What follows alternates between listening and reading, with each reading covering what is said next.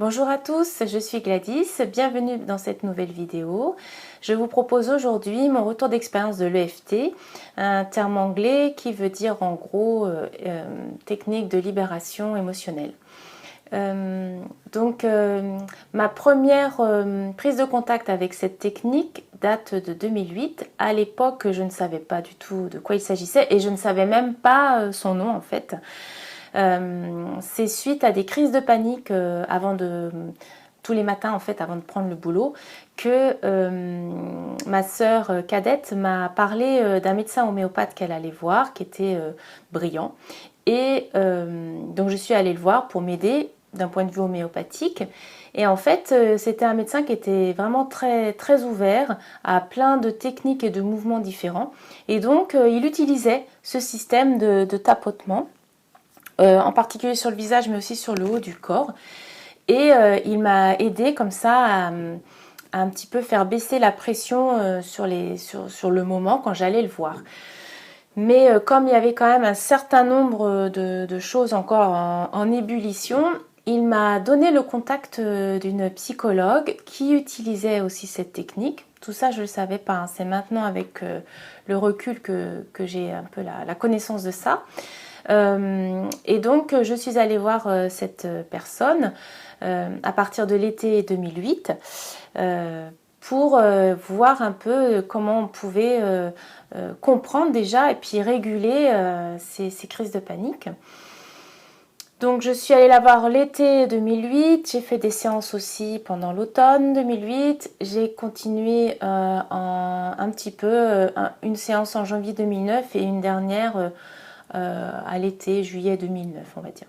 Donc j'ai fait plusieurs séances avec une grosse concentration été-automne 2008. Et donc c'est un système de tapotement où on dit des phrases en tapotant des endroits précis. Je ne savais pas du tout ce qu'elle était en train de faire. Et bon, il y avait une partie de moi, bien sûr, qui était un petit peu dubitative.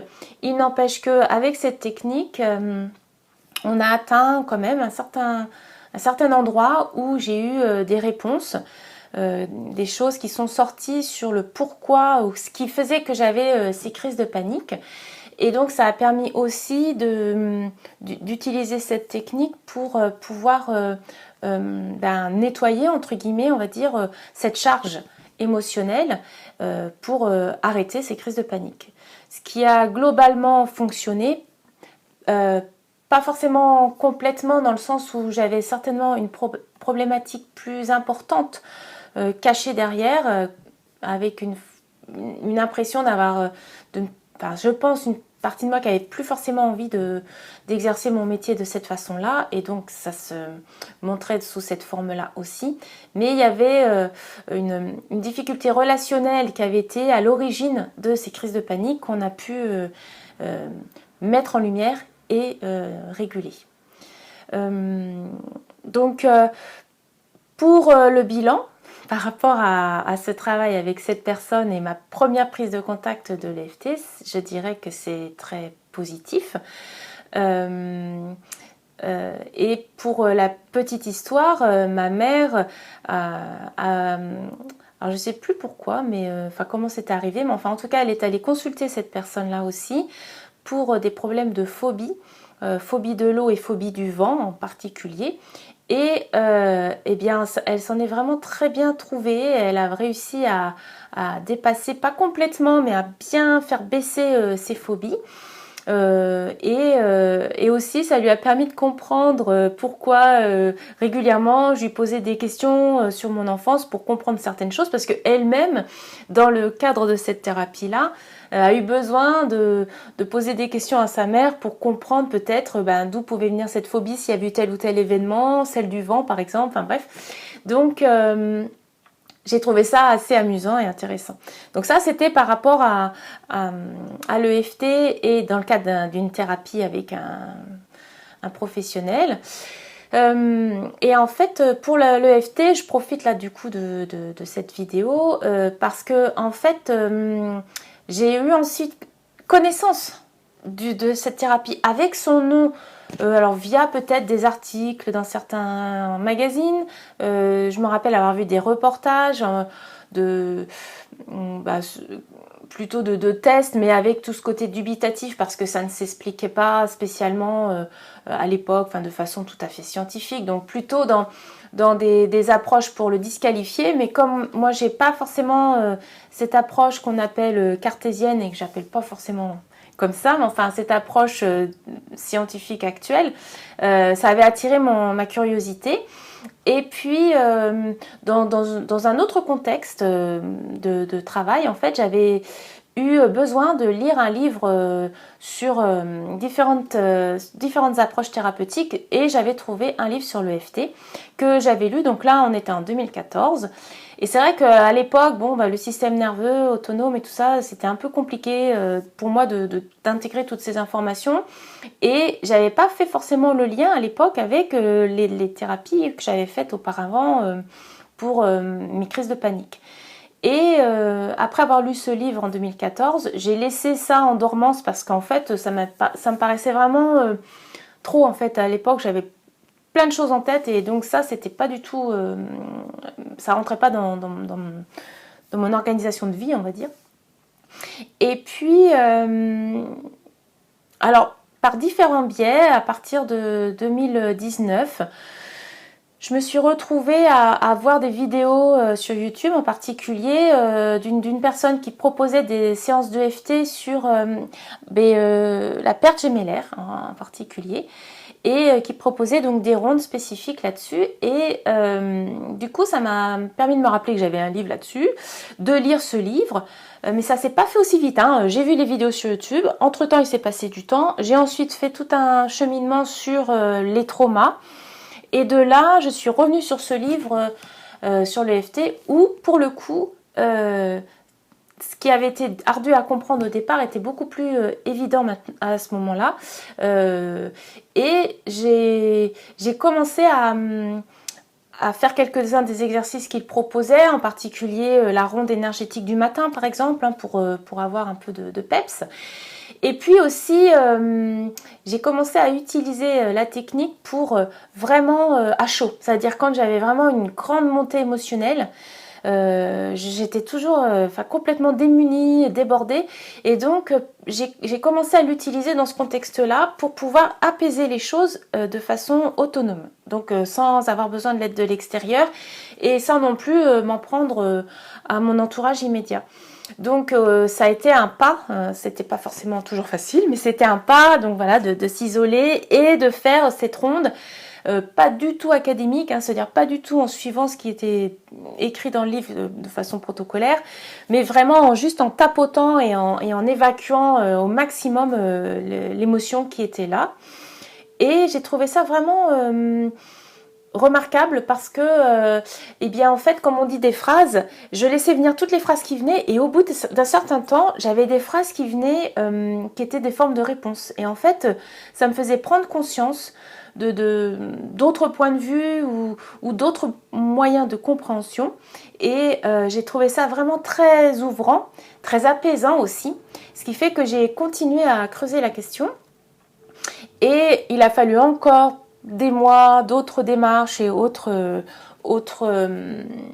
temps de digestion pour qu'ensuite je trouve des fenêtres, hein, des moments pour mettre vraiment en place le protocole proposé dans le livre. Où là, c'est beaucoup plus cadré, il propose toute une démarche. Et donc, j'ai décidé de le faire cette fois-ci, je dirais à froid, ça veut dire les contextes sont passés, je ne suis plus dans l'émotionnel au moment présent, mais je peux y retourner et avoir reconnecté aux émotions du moment. Ce que j'apprécie dans l'EFT, en fait, c'est que, alors, contrairement à une autre technique dont je vous parlerai plus tard, qui est le Tipeee, ce que j'apprécie dans l'EFT, c'est qu'en fait, on peut l'utiliser de façon projective. Ça veut dire, en fait, pour le Tipeee dont je vous reparlerai donc, on nous dit, il est conseillé de le faire pas en prévoyant, mais toujours sur quelque chose du passé, quelque chose, un événement qui est vraiment arrivé, et pas parce on est dans une anticipation et donc une angoisse de l'anticipation.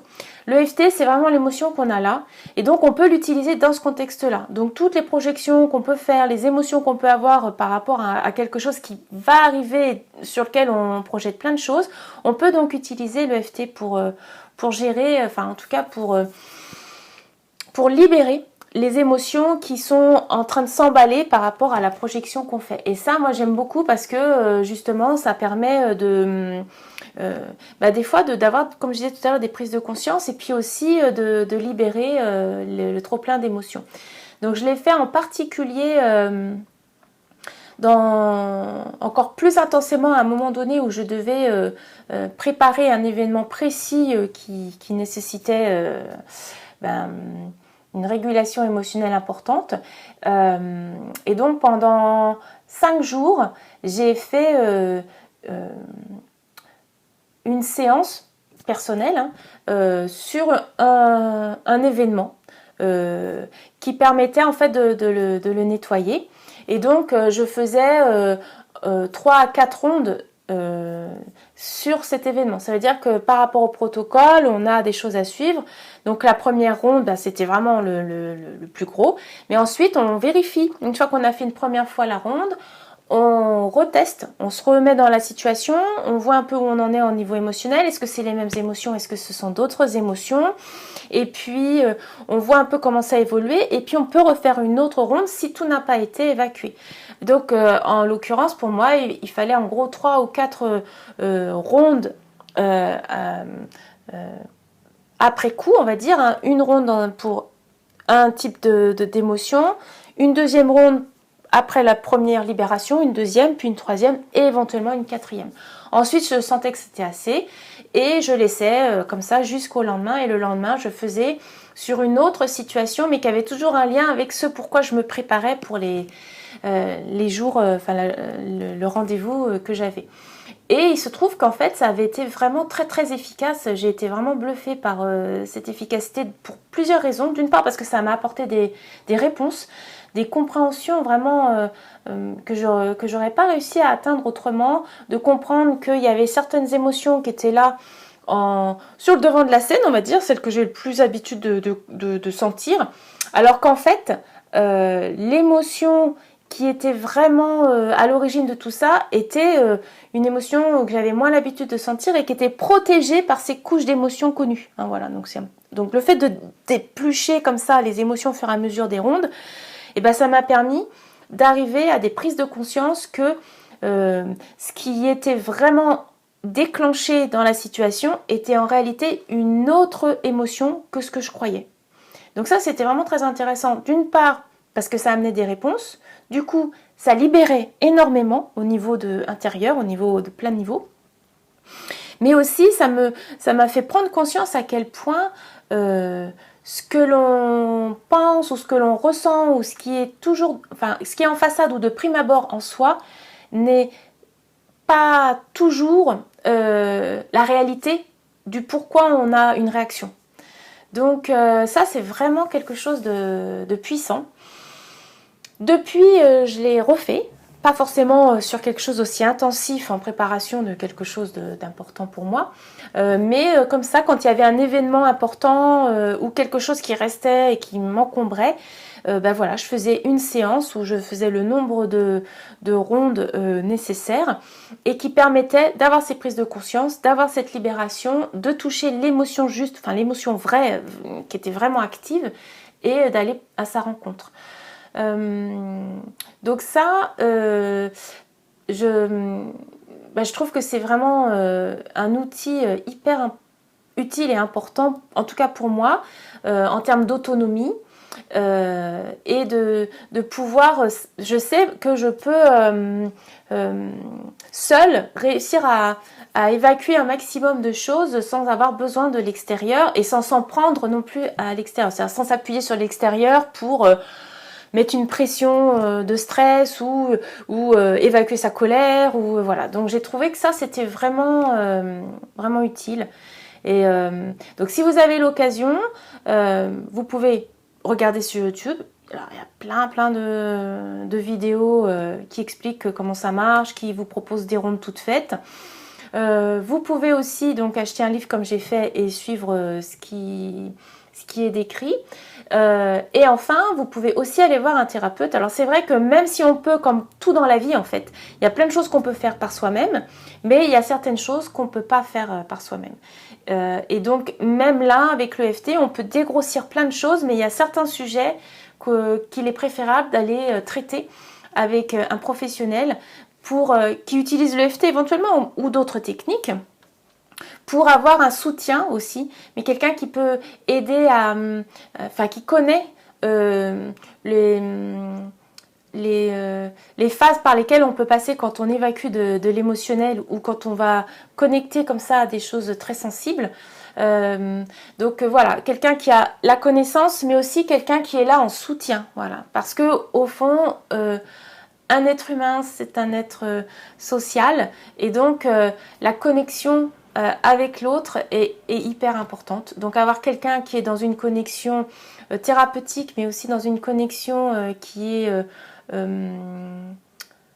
bienveillante, c'est très réparateur. Donc voilà ce que je pouvais vous dire pour l'EFT. J'espère que ça vous a parlé et que vous avez pu glaner quelques informations utiles. Je vous souhaite une bonne fin de journée et je vous dis à une prochaine fois pour une prochaine vidéo. Merci à vous.